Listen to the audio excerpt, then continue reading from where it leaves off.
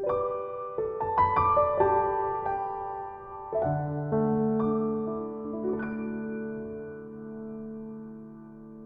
오늘도 우리 아주 중요한 두 권의 책을 오늘 공부할 텐데 이 로마서하고 갈라디아서의 책을 오늘 1시간 동안에 잠깐 요약해서 정리를 할 텐데, 우리 갈라디아서는 우리가 공부를 한 책이지만 로마서는 우리가 공부를 하지 않았지만 혹시나 필요하면 제 강의들이 뭐 이렇게 인터넷에 좀 떠도는 것 같습니다. 찾아서 보셔도 될 것 같고요. 오늘은 그 부분을 한 30분 안에 좀 요약하는 시간을 좀 가져보도록 하겠습니다.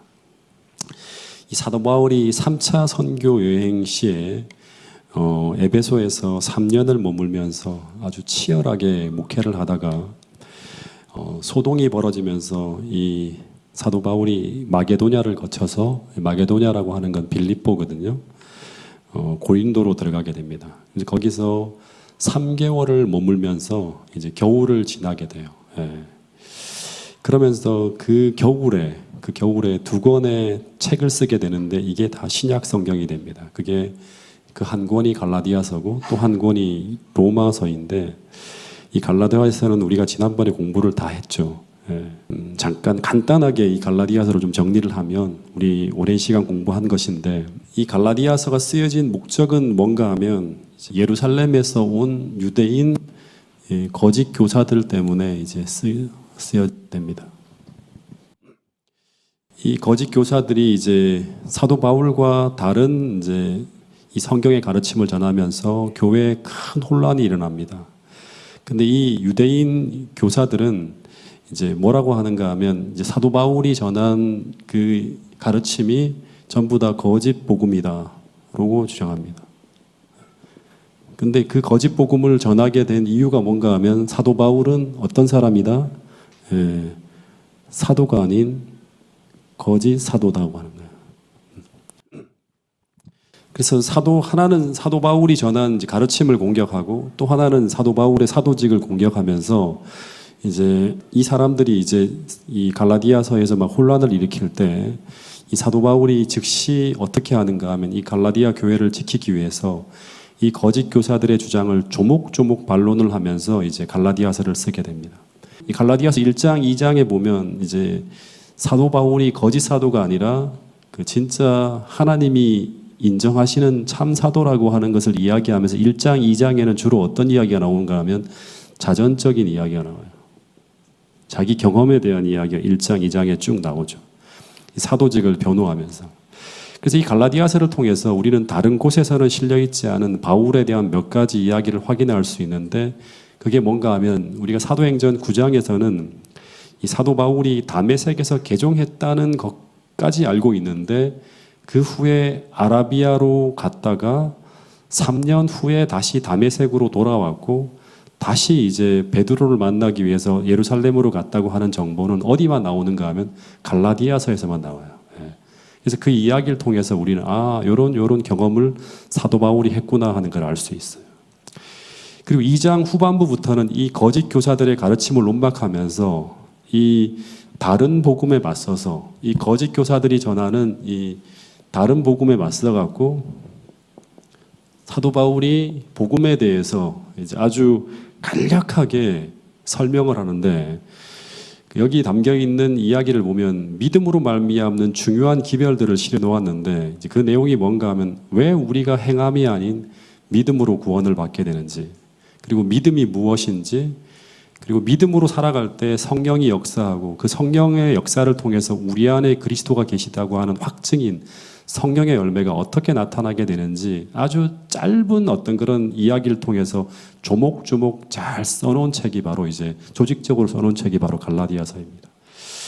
한번 정리해 볼게요. 간단하게. 왜 우리가 행함이 아닌 믿음으로 구원을 받게 됩니까? 우리 안에는 선한 것이 없기 때문이에요. 그러면 믿음이란 무엇인가? 예수님께서 이 땅에서 그리고 하늘에서 우리를 위해 이루신 모든 것들을 믿고 받아들이는 거예요.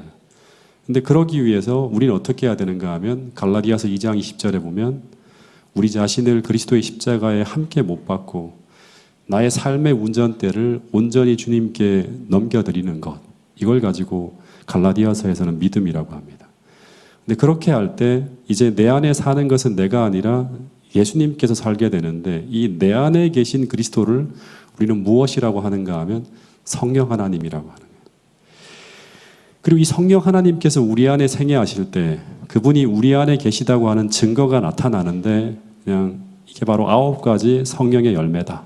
이 성령의 열매가 9가지 열매가 나타나지 않으면 육신의 열매가 나타나게 된다 하는 거예요. 이게 갈라디아서의 결론이에요.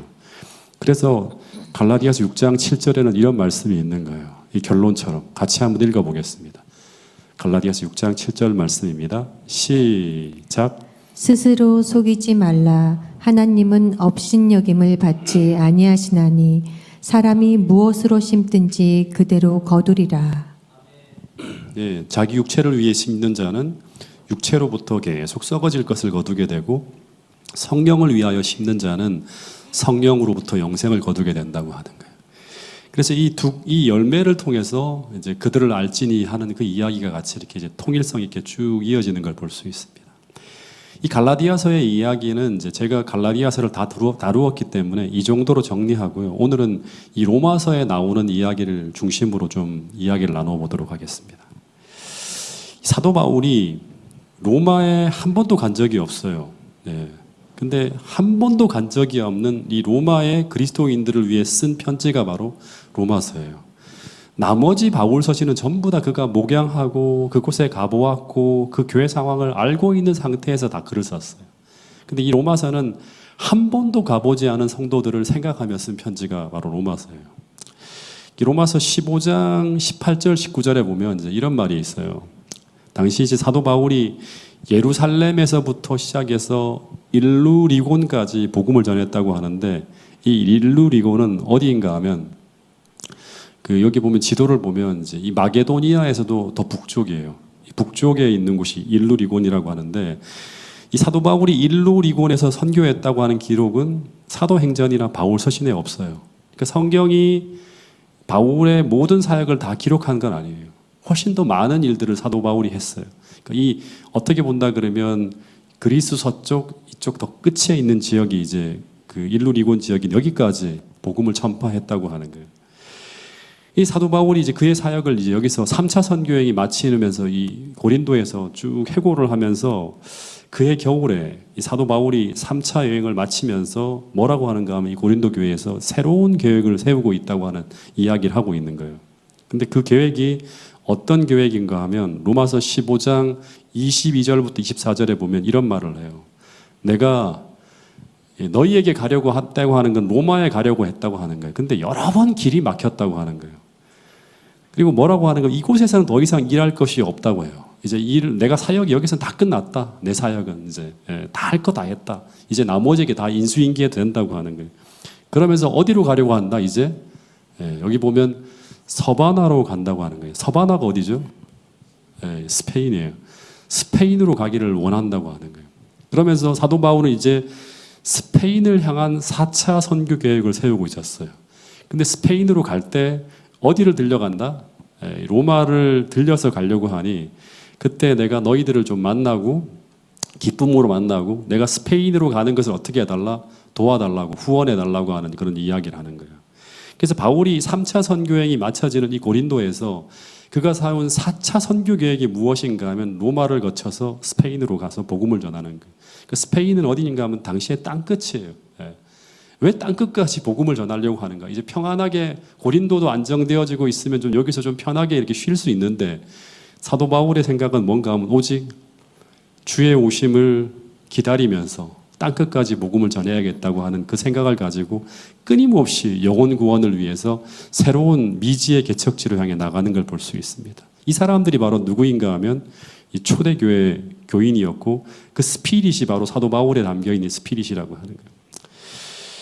그래서 4차 선교여행으로 로마를 거쳐 스페인으로 가려고 하는데, 로마에 있는 성도들을 만나기 전에 먼저 편지를 써서 로마로 보냈다고 하는데, 목양의 차원에서 당시에 한 3,000명 정도 로마에 그리스도인이 있었다고 하는 이야기가 나옵니다. 계속 이제 로마를 중심으로 이제 그 복음이 퍼져가고 있었다고 하는 거죠. 그러면 이제 본격적으로 로마서를 아주 빠르게 제가 요약해 보도록 할 텐데요. 8장까지를 한번 쭉 요약을 할 거예요. 8장까지 이야기가 거의 이제 이 교리적인 부분이고요. 9장부터 넘어가서 16장까지는 좀 이렇게 실천적인 부분이 나오기 때문에 아마 그 다음의 부분들은 좀 읽기에 편할 거예요. 로마서에서 말하는 복음은 무엇인가? 이제 가장 많이 목사님들이 인용하는 성경절이 나오죠. 로마서 1장 1절부터 2절까지만 한번 읽어볼게요. 1절, 2절 시작. 예수 그리스도의 종 바울은 사도로 부르심을 받아 하나님의 복음을 위하여 택정함을 입었으니 이 복음은 하나님이 선지자들을 통하여 그의 아들에 관하여 성경에 미리 약속하신 것이라. 예, 보통 복음을 우리가 뭐라고 하는가 하면 예수 그리스도라고 해요. 근데 이 로마서 1장 2절에 보면 조금 더 구체적인 이야기하죠. 복음은 뭐다? 하나님이 선지자들을 통하여 그의 아들에 관하여 성경에 미리 약속하신 거다. 하나님께서 그 아들을 통해서 우리에게 베푸시겠다고 약속한 거. 그 아들을 통해서 우리 안에서 이루시겠다고 행하시겠다고 미리 약속하신 것들. 이게 바로 뭔가 하면 복음이에요. 예. 근데 그것이 무엇인가 하면 구체적으로 말하면 죄인을 구원하시겠다고 하는 하나님의 계획이라고 하는 거죠. 이게 복음이에요. 이 로마서에서 말하는 이 복음에 대한 이야기를 짧게 좀 이야기해 보면 우리는 어떻게 구원을 받게 되는가? 하나님의 계획은 어떻게 되는가? 먼저 로마서 1장 6절부터 7절 말씀을 보면 이제 이런 말이 있습니다. 하나님은 로마에 있는 신자들을 사랑하셔서 뭐로 불렀다? 성도로 어떻게 했다? 부르셨다고 하는 거예요. 구원의 시작은 뭔가 하면요. 죄인을 구원하기 위해서 하나님께서 당신의 백성을 사랑으로 부르시는 이 하나님의 부르심에서 시작되어진다고 하는 거예요. 제가 초등학교 때부터 저는 부모님께 착한 아들이 되지 못하고 늘 말썽꾸러기였는데요. 제가 초등학교 3학년 때인가 2학년 때인지 정확하게 모르겠는데 경찰서에 붙잡혀 들어간 적이 있었어요. 제 인생의 처음으로. 왜 그랬는가 하면 어느 날 동네 쪼무레기 친구들이 이제 전부 이전에는 보지 못했던 뭐 장난감, 장총, 권총, 비싼 장난감들 다 하나씩 들고 있는 거예요. 알아봤더니 이 아이들이 이제 당시 태백에 보면 이제 제1극장이라고 하는데 그 앞에 문구점이 하나가 있었어요. 거기서 하나씩 다 훔쳐온 거예요. 그래서 제가 이제 그 유혹에 끌려서 그 문방구를 털겠다고 하면서 초등학교 2학년 때였죠. 1학년 때인지 2학년 정확하게 기억이 안 나는데 그 동네 친구들, 성들 다 같이 동원되어져서 그걸 막 문방구 주변에 얼랑거리고 있는데 저를 보고 망을 보래요. 그래서 망을 본다고 앉아 있는데 갑자기 주인 아저씨가 와서 저를 탁 붙잡는 거예요. 제가 그 가게에 들어가서 아저씨한테 몇 대 맞고 훈방되어질 거로 생각했는데 아저씨가 경찰에 신고를 하신 거예요. 그래서 그때까지 물건이 없어진 모든 책임을 다 뒤집어 쓰고 이 경찰서로 끌려갔어요. 황지, 팔리, 한 동네 아이들이 다 잡혀갖고 경찰서로 다 간 거예요. 무슨 뭐 절도단에서 뭐 이렇게 아마 한 것 같아요. 제가 초등학교 1학년, 2학년이었는데 그때 기억을 하면 경찰서에 딱 잡혀 있으면서 와, 내가 진짜 나쁜 놈이 되었구나. 아, 난 이제 더 이상 좋은 사람이 아니다. 이 사회에서 나쁜 사람으로 내가 커가겠구나. 이런 생각이 나면서 계속 눈물이 나는 거예요. 그리고 이제 아버지, 어머니를 어떻게 보지? 생각하니까 기가 막히고 더 이상 집에 돌아갈 수가 없는 거예요. 이 경찰들이 계속 부모님 불러오라고 하는데 당시엔 휴대폰이 없잖아요. 아무리 뭐 해도 이제 부모님들이 안 오는 거예요. 근데 이제 잠시 후에 웬 머리가 막 산발하고 잠바도 대충 입고 몸빼 차림에 신발도 막 꺾어 신고 막 달려오는 아주머니 한 분의 얼굴을 보니까 초췌한 모습으로 파출소 안으로 막 뛰어 들어왔는데 근데 제일 먼저 그 아주머니가 하는 소리가 재훈이 어디 있냐고 막 묻는데 우리 어머니였어요. 그러면서 연신 경찰서 순경들한테 잘못했다고 몸을 굽히시면서 막 이야기한 후에 서둘러서 이 아이들이 훔친 전체 손해배상액을 어머니가 다 지불하시고요. 그 안에 있는 아이들을 다 데리고 나오셨어요. 저는 이제 집에 들어가면 반은 죽을 줄 알았어요. 근데 어머니가 굉장히 근심 어린 표정으로 집 근처까지 쭉 걸어오는데 갑자기 따뜻한 표정으로 딱 한마디 말씀을 하셨는데 뭐라고 했는가 하면 재훈아, 이런 데 출입하면 안 된다. 다시는 이러지 말라고 하시는 거예요. 그래서 집에 돌아와서는 오히려 제가 그 경찰서에서 순경들한테 막 혼나면서 얼마나 놀랬는지를 아시고요. 집에 들어와서 제일 먼저 뭘 했는가 하면 목욕물을 다 받아하고 따뜻한 이 다라가 있거든요. 거기다가 이제 저를 목욕을 시켜주셨어요. 여러분, 죄가 발생했을 때 이 아담과 하와는 하나님을 먼저 찾지 않았어요. 하나님을 피해 숨어 있는 잃어버린 아담과 하와를 찾기 위해서 그들을 부르시면서 먼저 찾아온 분이 누구다? 하나님이셨어요. 부모님이 죄 지은 아이를 건지기 위해 찾아가는 것처럼. 그러니까 이게 성경의 일관된 이야기예요. 누가복음 15장에 등장하는 잃은 양, 잃어버린 동전, 잃어버린 아들을 먼저 찾아 나서는 이 비유 속에 나타나시는 하나님의 모습이 성경에 나오는 하나님의 인류를 구원하시는 모습이라고 하는 거예요. 여러분, 바울도 마찬가지죠. 예수님을 만난 것도 그가 예수님을 찾아가다가 만난 것이 아니라 이 바울이 살기등등해서 예수님과 전혀 다른 멸망의 방향을 향해 달려가는 그의 뒤를 쫓아오신 분은 누구다? 바로 하나님이라고 하는 거예요. 그래서 누가복음 19장 10절에 보면 이런 말씀이 있는 거예요. 인자가 온 것은 잃어버린 자를 찾아 구원하려 합니다.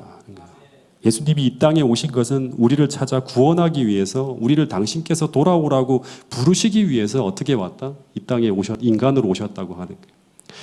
그래서 이처럼 우리에게 다가오셔서 우리를 부르시는 이 하나님의 음성을 들을 때 우리가 이 하나님의 구원을 받기 위해서 우리가 해야 될 일이 뭘까요? 이 부르시는 소리가 들려올 때, 이 사랑의 소리가 들려올 때 우리가 구원을 받기 위해서 우리가 해야 될 일이 바로 뭐죠? 이 부르심에 반응하는 거라고 하는 거예요. 이 부르심에 반응하는 것을 뭐라고 한다? 믿음이라고 합니다. 그리고 이 믿음의 결과가 바로 뭔가 하면 구원이라고 해요. 간단하게 말하면. 근데 이 사이에 많은 이야기들이 담겨 있죠. 그래서 우리의 구원의 시작은 하나님의 부르심에서, 로마에 있는 하나님의 성도들을 하나님께 사랑으로 부르셨다고 하는 이 부르심에 시작되어지는 거예요.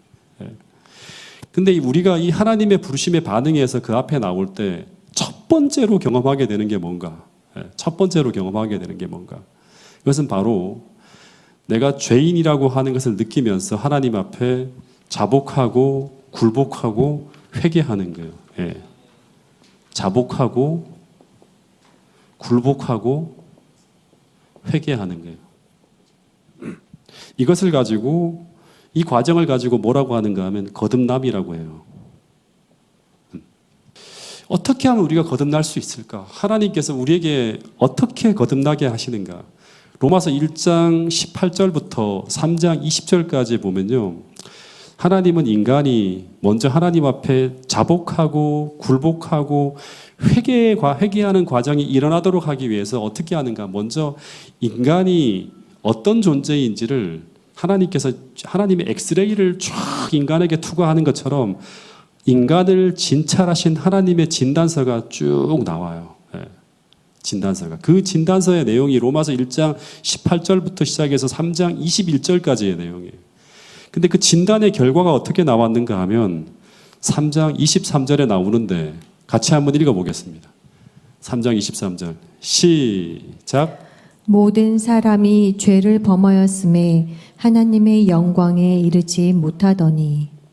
하나님의 진단, 인간을 이렇게 진찰하시고 난 다음에 진단의 결과가 뭔가 하면, 한마디로 하면 우리는 절대 스스로의 힘으로 하나님의 영광에 이룰 수 없는 처절한 죄인이라고 하는 게 결론이에요. 이 갈라디아서와 똑같죠. 모든 인간은 스스로의 힘으로 의를 행할 수 없는 깊이 병든 죄인이라고 하는 거예요. 갈라디아서에서도 그런 말을 하잖아요. 우리 스스로는 선을 행할 수 없다. 그래서 우리 행함으로는 구원을 얻을 수 없다고 하는 그 이야기를 쭉 풀어낸 거예요. 로마서에서는. 그래서 우리는 하나님의 의가 필요하다고 하는 걸 알려주는 게 바로 뭐냐 그러면 로마서 1장부터 3장까지 이야기예요. 그래서 로마서 1장 18절부터 시작해서 3장 20절까지는 죄 문제에 대한 하나님의 진단이고, 이 책의 나머지 모든 부분은요 하나님의 치료 방법을 다루고 있다고 보면 돼요. 그 하나님의 치료 방법을 뭐라고 한다? 복음이라고 하는 거예요. 치료책. 하나님께서 어떻게 우리 인간을 치료하시는가 하는 거예요. 그래서 복음을 이야기하기 전에 먼저 사람들로 하여금 이 죄 문제를 깊이 보게 하는 게 하나님께서 복음을 전하시는 방법이에요. 복음은 뭐에 대한 해결책이다? 죄 문제에 대한 하나님의 해결책이라고 하는 거예요. 내가 죄인이고 내가 구원받기 위해 예수님이 필요한 존재라고 하는 이 인식은요, 복음이 들어갈 길을 닦는 하나님의 첫 번째 작업이에요. 예. 그래서 이 회개를 경험하기 위해서 우리는 하나님의 엑스레이 앞에서 나의 참된 모습, 내 숨겨진 모든 모습이 노출되어지는 그 참된 내 자신을 보는 경험이 반드시 있어야지만 뭘 하는가? 하나님 앞에 참되게 자복하고 참되게 굴복하고 우리가 하나님이 주시는 은혜 가운데 깊이 깊이 회개하는 이 거듭남의 과정이 나타날 수 있다고 하는 거예요. 저희 형수가 오래전에 이제 암 진단을 받으시고 이제 한동안 치료받는 과정이 있었는데 이 형수가 그때 40대 초반이었을 거예요. 암 진단이 떨어지고 난 후에 한동안 내가 암 환자라고 하는 사실을 인정하지 못하는 거예요. 난 절대 그런 사람이 그런 질병이 안 걸렸다고 하는 거예요. 그런데 이제 그 형수가 나중에 이제 저기 어딘가 아산병원에서 CT 검사와 PET 검사와 마지막 조직 검사까지 다 확인하고 난 후에 그 사진이 펼쳐진 그 위험한 암 조직을 쭉 확인하면서 의사 선생님으로부터 설명을 듣고 난 후에 비로소 자신이 암 환자임을 자각하고 의사가 이야기하는 필요한 치료 방법을 받아들이기 시작하더라고요. 예. 그래서 내가 참으로 죄인이라고 하는 것을 깊이 깊이 인식하는 것은 이것은 무엇이다? 하나님의 은혜라고 하는 거예요. 예. 이걸 깊이 인식하게 될 때 우리는 깊이 깊이 회개하게 되고 그때 하나님은 우리가 구원받을 수 있는 구원의 조건과 방법을 보여주시는데 그것을 가지고 로마서 1장 17절, 로마서 3장 21절에는 뭐라고 하는가 하면 하나님의 의라고 합니다. 로마서 1장 17절, 3장 21절에 보면 이제 율법 외에 하나님의 의, 하나님께서 만드신 의를 우리에게 제공하신다고 하는 거예요. 근데 이 하나님의 의라고 하는 게 무엇인가 하면 예수님께서 우리를 위해 십자가에 달려 돌아가심으로 우리에게 제공되어지는 입혀주시는 의 혹은 용서하시는 의이고요. 더하여서 그분께서 이 땅에서 의로운 삶을 살아내심으로 말미암아 우리에게 나누어 주시기 위해 이루어진 의, 즉 그분이 우리 안에서 성령을 통해 행하시면서 나누어 주시려고 하는 그분의 성품인 성화의 의를 말하는 거예요. 그러니까 이걸 우리는 칭의, 성화라고 하는데 이 전부 다 하나님이 만드셔서 우리에게 제공하시는 거예요. 칭의는 용서하시는 의고요. 성화는 성화의 의라고 하는 것은 예수님께서 이 땅에 이루신 그 품성을 우리에게 나누어 주는 거죠. 근데 이 모든 것은 우리의 행위가 아니라 우리의 믿음으로 값없이 받을 수 있는 것이라고 해요. 근데 이 믿음으로 말미암는 구원의 방법이 갑자기 신약에서만 등장한 것이 아니라 구약 때부터 지금까지 하나님께서 우리를 구원하시는 일관된 방법이라고 하면서 사도 바울이 이야기하는 이제 하나의 인물이 있는데 로마서 4장에 보면 누구를 등장시킨다? 예로 든다? 아브라함이라고 하는 거예요. 로마서 4장에서는 구약의 대표 신앙인인 아브라함의 이야기를 통해서 아브라함도 어떻게 구원받았다? 믿음으로 구원받았다고 하면서 그 이야기를 쭉 주석해서 설교하는 이야기가 이제 4장에 나옵니다. 그리고 5장에 들어가면 이제 5장 1절에 보면 이제 이런 말을 이제 원래 이제 어떻게 보면 학자들은 이렇게도 이제 로마서를 구분하는데 1장부터 4장까지는 믿음에 대한 이야기고요. 그 다음에 5장부터 시작해서 나머지 끝까지의 이야기는 이제 믿음으로 말미암아 사는 이야기다라고 이렇게 구분짓기도 해요. 그래서 5장 1절에 보면 그러므로 1장부터 4장까지 이제 이런 이야기를 했는데 그러므로 이제 우리가 믿음으로 의롭다 하심을 받았으니 이제 어떻게 살아야 되는가, 믿음으로 말미암아 어떻게 살아야 되는가 하는 이야기가 쭉 흘러나와요. 제가 좀 많이 건너뛰고요. 믿음으로 산다고 하는 것은 어떻게 사는 것이다? 우리 계속 같이 공부했잖아요. 내 힘이 아니라 하나님의 능력으로 사는 거예요. 로마서에서 계속 이야기하는 것의 결론이 뭔가 하면 내가 아니라 오직 그리스도. 이게 이제 한마디로 말하면 믿음으로 살아가는 것의 하나의 표어예요. 믿음으로 산다고 하는 것은 내 힘이 아니라 그리스도의 힘으로 살아간다고 하는 것인데 이걸 조금 더 구체적으로 이제 이 로마서 6장에서는 어떻게 설명하는가 하면 기독교의 신앙은요, 어떻게 본다 그러면 내 생명이 아니라 그리스도의 생명으로 사는 거예요. 이걸 가지고 새 생명이라고 하거든요. 이게 하나의 이론이 아니라 실제적으로 내 안에서 경험되고 있는지를 확인해 보라고 하는 거예요. 이걸 가지고 저는 이제 운전수가 교체되어진다 뭐 이렇게 표현도 하거든요. 내 팔과 다리를 가지고 살지만 실제로 운전수는 이제 내 자아가 아니라 그리스도로 교체되어지는 것이다. 그렇게 될 때 이제는 나는 내 생명이 아니라 그리스도의 생명으로 치환되어지는 걸 경험할 수 있다. 이게 사도 바울이 로마서 6장을 통해서 이제 우리한테 이야기해 주는 굉장히 중요한 메시지예요. 바울은 그리스도인들은 모두 믿음으로 말미암아 이런 경험을 거친 사람들이라고 해요. 로마서 6장 4절 말씀을 한번 볼게요. 같이 한번 읽어보겠습니다. 시작. 그러므로 우리가 그의 죽으심과 합하여 침례를 받음으로 그와 함께 장사되었나니 이는 아버지의 영광으로 말미암아 그리스도를 죽은 자 가운데서 살리심과 같이 우리로 또한 새 생명 가운데서 행하게 하려 함이라. 이게 갈라디아서 2장 20절과 비슷한 표현이라고 하는 걸 느낄 거예요, 아마. 그러니까 그리스도인은 이제 이전에 나의 생명은 죽고예요. 내가 그리스도와 함께 십자가에 못 박혔나니 이제 나는 내 속에 누가 산다? 그리스도께서 산다고 하는 것인데 그것을 이 로마서에서 뭐라고 하는가 하면 주님께서 주시는 새로운 생명을 받아 이것은 그리스도의 생명이라고 할 수 있죠. 갈라디아서에서 뭐라고 하냐면 내가 육체 가운데 사는 것은 이제 나를 사랑하사 나를 위하여 자기 몸을 버리신 그리스도를 믿는 믿음 안에 산다고 하는 거예요. 그리스도의 생명으로 사는 거예요. 새 생명 가운데 행하고 있는 사람이 바로 누구인가 하면 이 그리스도인이라고 하는 거예요.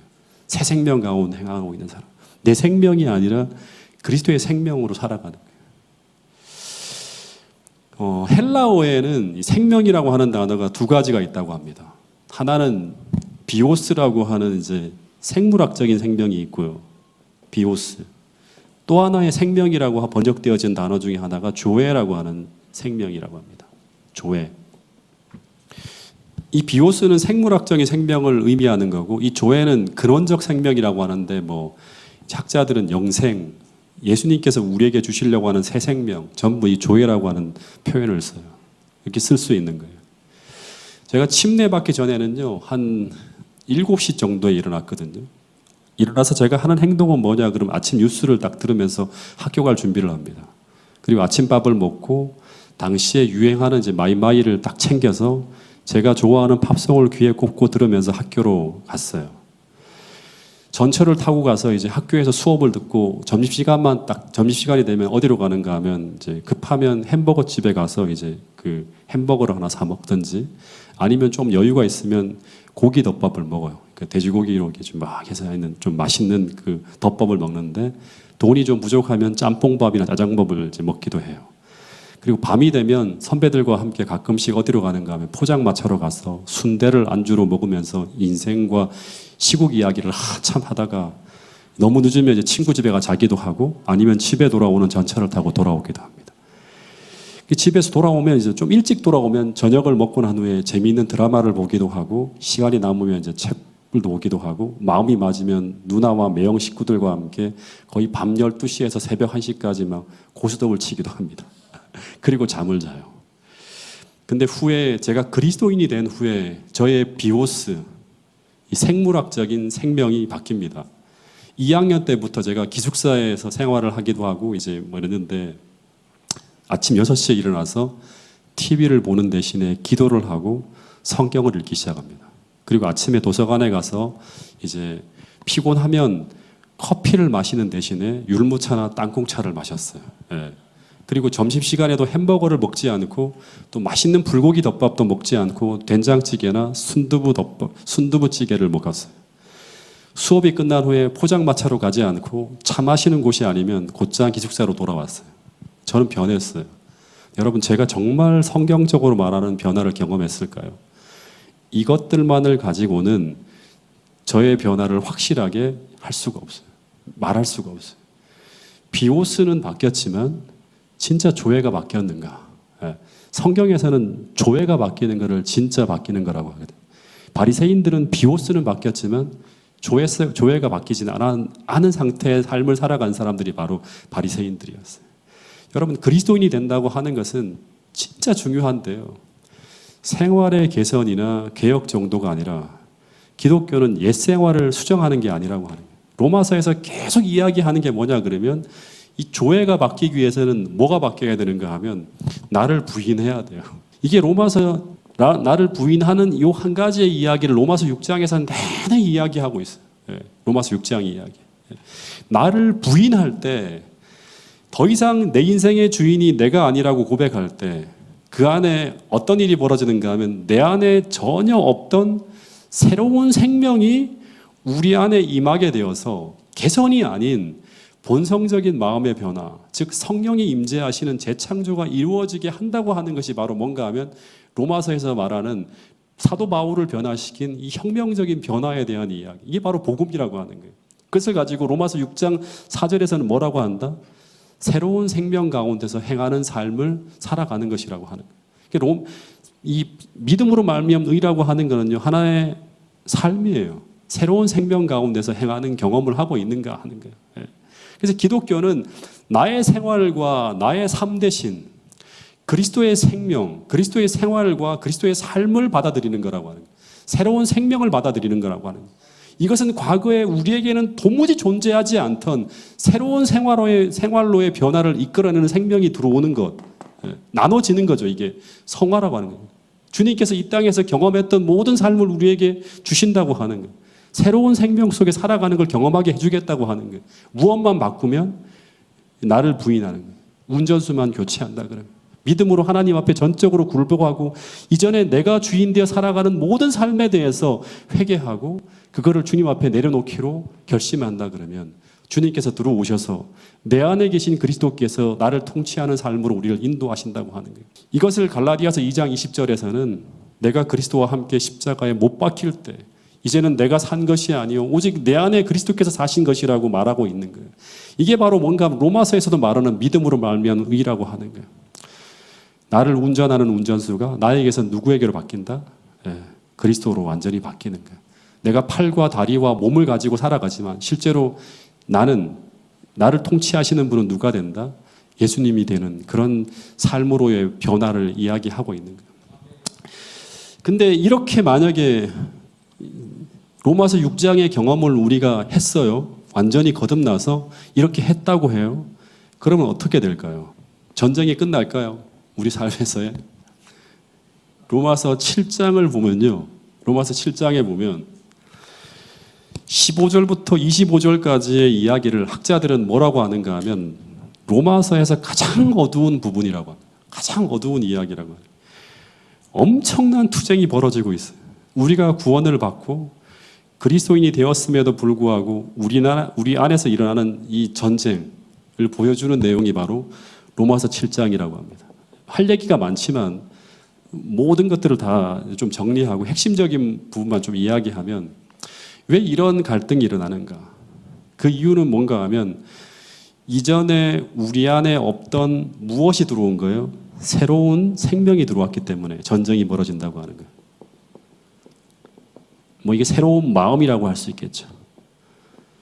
이 새로운 생명, 새로운 마음이 들어오면 반드시 뭐가 일어난다? 이전에 없던 전쟁이 벌어지는 거예요. 왜 이런 갈등이 벌어지는가? 이전에 없던 새로운 마음이 우리 안에 이식되었기 때문이라고 하는 거예요. 이 새로운 마음, 새로운 생명을 마태복음 13장에서는 농부가 마음밭에 뿌린 씨앗이라고 이렇게 표현하고 있고요. 베드로전서 3장 21절에는 하나님을 향하여 쫓아가고자 하는 선한 양심이라고 해요. 물은 곧 그리스도 예수의 부활하심으로 말며 이제 너희를 구원하는 편이 곧 침례라. 이 침례는 육체에 더러운 것을 제하는 게 아니라 하나님을 향해 찾아가고자 하는 선한 양심이라고, 이 양심이 들어온 거예요. 로마서 7장 22절에는 하나님의 법을 즐거워하는 마음이라고 하고 로마서 6장에서는 새로운 마음이라고 하는 거예요. 근데 이 마음이 여전히 죄를 갈망하는 내 본성에 떨어지는 순간 어떤 일이 벌어진다? 로마서 7장에 보면 격렬한 투쟁이 시작되는 거예요. 근데 이것이 우리 마음에 심어져서 뿌리를 내리고 자라나는가 아니면 이 이식에 실패하는가에 따라서 우리 신앙의 성패가 좌우된다고 하는 거예요. 진짜 중요한 전쟁이 우리 마음에서 벌어지고 있는 거죠.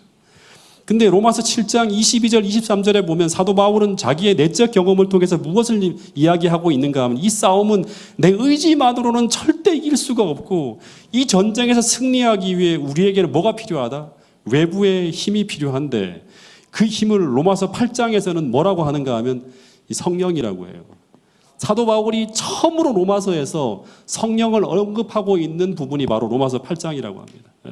그래서 로마서 8장 3절에 보면 육신이 연약하여 할 수 없는 그것을 하나님은 하신다고 하는 거예요.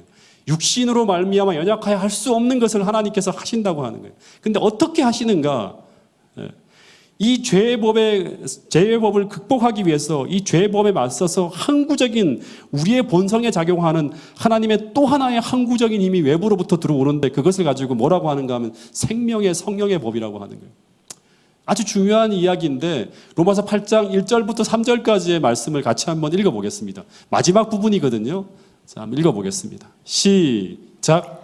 그러므로 이제 그리스도 예수 안에 있는 자에게는 결코 정죄함이 없나니 이는 그리스도 예수 안에 있는 생명의 성령의 법이 죄의 사망의 법에서 너를 해방하였음이라.